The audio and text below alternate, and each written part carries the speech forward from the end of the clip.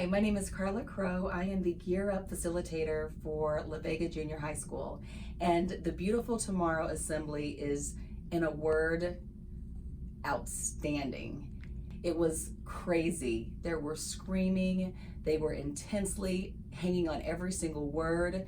When he asked for their participation, they gave it 110%. A lot of his messages resonated with the students. There were students that pulled me aside and just said, they were thanking me. They said, this is what I needed. Very, very insightful, very important life skills that students need to hear. And what I really loved the most was about self-fulfillment and enrichment and the importance of the individual.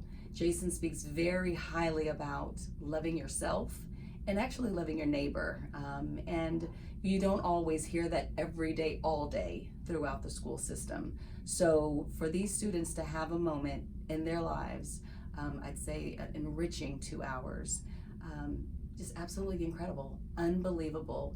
And I think that these messages will resonate with these children for days, weeks, and months to come. My hope is that they carry this with them, this experience with them for the rest of their lives. You will have a beautiful tomorrow.